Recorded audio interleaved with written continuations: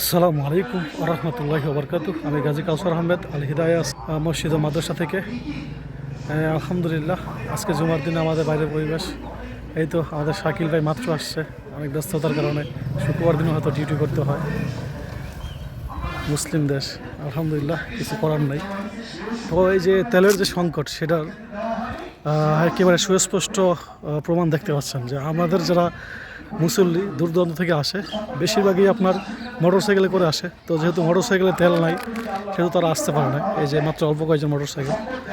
তো easy bike আসছে, 3টা ইজি বাইক, এই যে একটা ইজি বাইক, ওই যে ভিতরে একটা ইজি বাইক আছে, আর ওই যে ছোট একটা ভ্যান আসছে।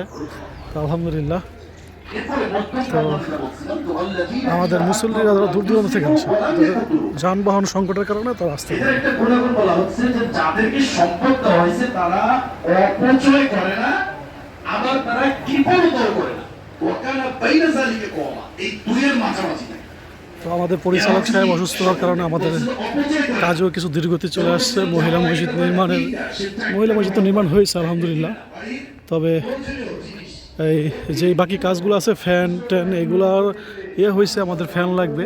তো ফ্যান অনেকে বলছে দিবে, তো তারা দিয়ে দিলে আমরা লাগিয়ে ফেলবো ইনশাল্লাহ। এরপরে এসে আপনার এই যে এখানে একটা বাথরুম অজুখানার যে টাকা, ওইটা ম্যানেজ হয় না এখনও।